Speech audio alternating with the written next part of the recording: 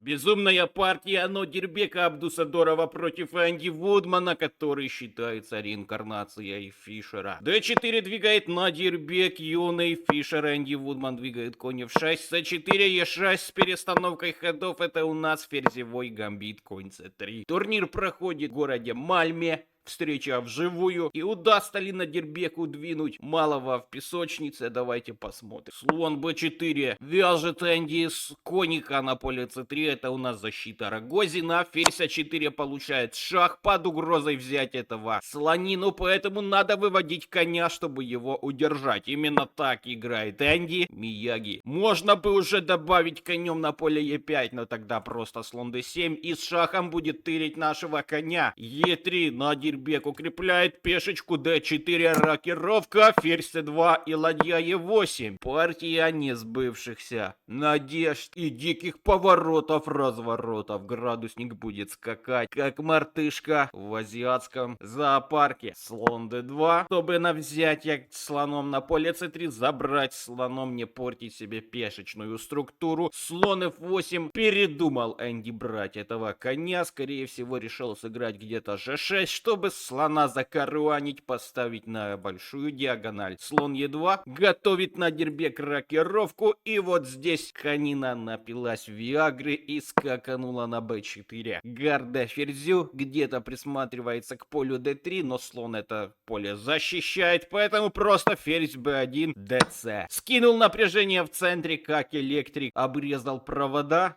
Слон c4. Есть хорошая возможность у Надирбека присунуть пешку e4, получить прекраснейший центр, ровные пешечки d4, e4. Ну а ты, дружище, если еще не подписан на канал, самое время подписаться, чтобы без штанов не остаться. b6. Каруаним второго слона на поле b7, чтобы где-то он нам помогал в атаке. Ну, как мы знаем, Абдусадоров игрок непростой. Он любит нестандартные ходы. Поэтому начинает вечеринку против черных фигур. Нападаем на коня на поле b4. Если конь отойдет назад на c6, последует слон b5. Неприятная связка на ладью. Поэтому, чтобы как-то разменять сначала этих белопольных слонов, Вудман играет слона 6. На взятие слона на поле a6, конь a6, и все, как бы уже связки никакой нету. Каруанить будет некого. И вот наступает тот самый момент от Надирбека, который в этом турнире лидирует вместе с Карлсеном. Сегодня, кстати, вечером у них встреча вживую в классику. Магнус Карлсен вернулся. Играет слон e2, чтобы после взятия на поле e2 сыграть конь e2. Конь на поле b4 все так же под ударом, но конь с c3 с темпом переходит на g3. В дальнейшем будет помогать в атаке. Атаку сейчас намутит Надирбек интересный. Конь b отступает на d5 и, внимание, удар по центру. Занимаем центральные поля. Конина ориентируется еще глубже в лес. Продолжается движение в центре, чтобы его закрыть. Ведь для того, чтобы начать какую-то атаку на фланге, центр должен быть зафиксирован. Конь d7 и конь g5. Уже угрожаем Фишеру матом на поле h7. Конь g6 и можно надвигать пешечку h4, h5, чтобы побеспокоить эту конину и пришпендолить Матильду. h4 так играет Надирбек. Слон e7, чтобы этого противного изгнать из прекрасного поля. И Надирбек не собирается останавливаться. Он играет f4, надвигает все свои силы на вражеского Каролину. Забрал на g5 опасного коня, вскрывается линия h, очень опасно. Ферзь d3, просто сейчас ферзь h3, и уже будем посмотреть, как там черному королю неуютно. Но на фланговую операцию самое время атаковать в центре. Это еще говорил Арон Немцович. c5, на тебе удар по центру, слон e3, укрепляем центральную пешку, ладья c8, малый Энди Вудман профессионально здесь играет. Молодец, 2662 в юном возрасте, это вообще вам нифига себе, баклан серьезно. Король f2 и cd, забрал, снял напряжение в центре, также ладейка может вот здесь зашлифоваться по линии c, конь d4 и конь c5. У Надирбека король не рокирован, но за это он получает открытую линию H. Белый конь стоит на VIP-поле, с которого его прогнать будет тяжело. А конь здесь не очень устойчив, поэтому Надирбек сразу же спрашивает документы разрешения на пребывание на поле C5. Нету таких документов, он уходит на поле А4. Угрожает поставить гарде на поле С3. Поэтому конем надо отступать на поле Е2, чтобы взять это поле под контроль.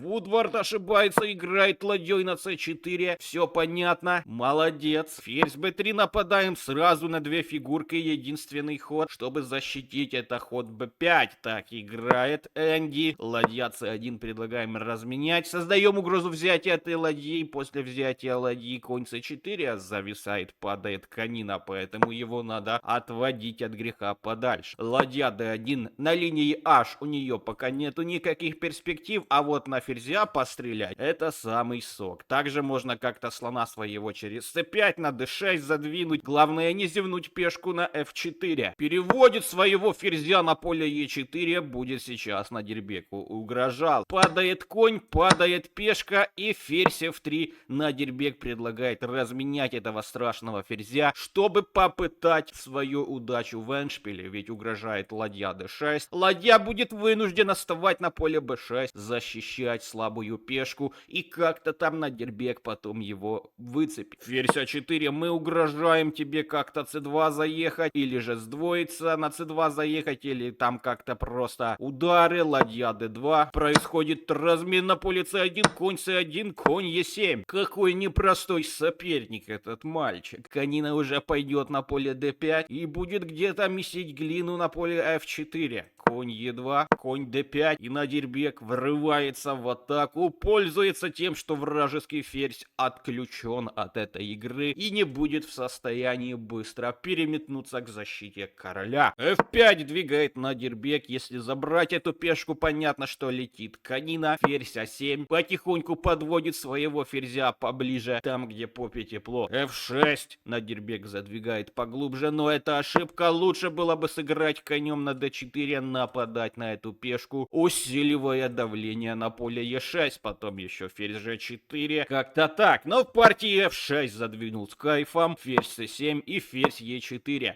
Угрожает перевод ладьи на линию h, чтобы вызвать ход g6, а после того, как будет вызван ход g6, просто ферзь h4 и по слабым черным дырочкам войти королю, поломать калитку. Ладья c8, шлифуем линию c, захватил юный чемпион важную линию на эндшпиль. Ладья d1, угроза перейти и поставить просто мат. Ферзь b8, юный гроссмейстер ошибается, получает ладья h1, потихоньку планы Надирбека сбываются. h6, чтобы не получить мат сразу. И вот здесь Надирбеку стоило бы двинуть пешечку дальше на поле g6, сохраняя преимущество и при случае размена забрать ферзем и ставить мат. Но он играет fg, забирает пешечку на g7, ладья c4, прогоняем этого ферзя. И вторая ошибка подряд, конь d4. Сам завязал своего коня.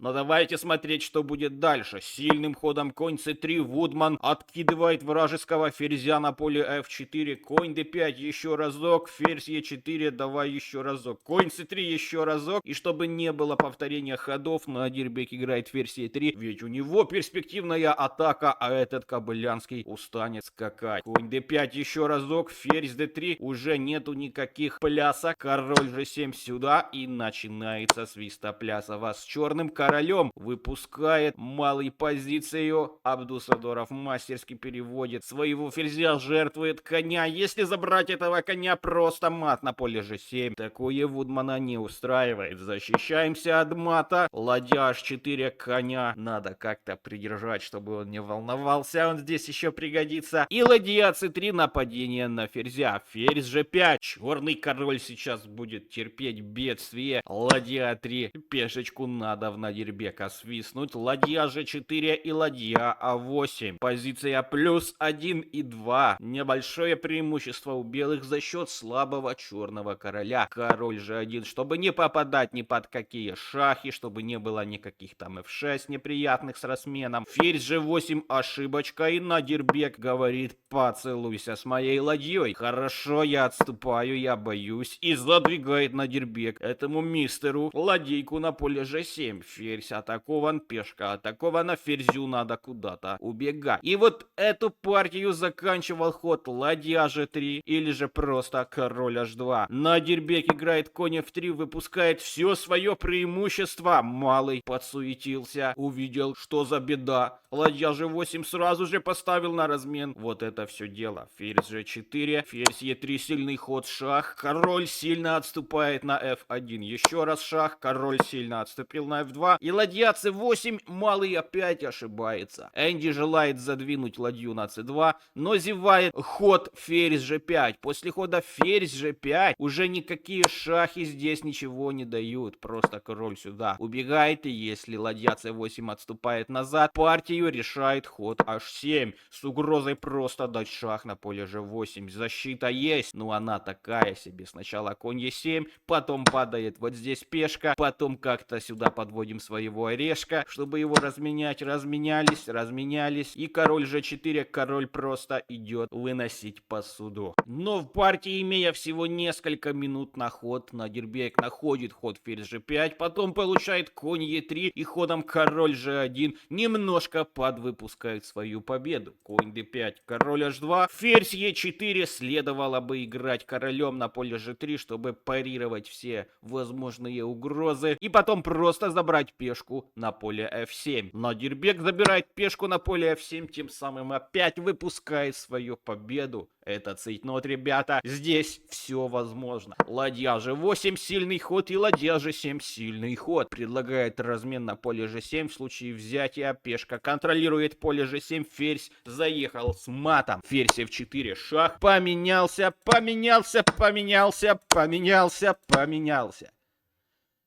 G4 задвинул, остаются две проходные пешки. Лишняя пешка у Надирбека, но у черных есть конь, который принесет себя в жертву за лишнюю пешку, и получится на доске ничья. Смотрим, получилось ли победить у Надирбека в этом эндшпиле. Конь D3, пешечка B4 уже немножко страдает. Подтягиваем короля. Король черных также подтягивается. G5 зафиксировали пешечку на поле H6. Конь B4, конь F4, конь D3, шах. Король E3. Подходит батя к вот этим двум педальным. Конь C5, король D4, B4, король C4, B3. Король C3, чтобы дальше не поползла змея. B5, вторая змея атакует. Конь D2, конь D7, конь F3, конь C5. Вот такие вот здесь у нас еще ходы были. Несколько ходов. Конь F7, конь D3. И черный конь принес себя в жертву за пешку на поле E5. И получается, что у Надирбека не хватает материала для мата на доске ничья. Еще раз напоминаю о подписке на этот замечательный канал. Лайкосик. Смотри так же, как вчера казах выписал штраф Магнусу. А дальше у нас будет партия Абдусадоров Магнус Карлс. До новых встреч.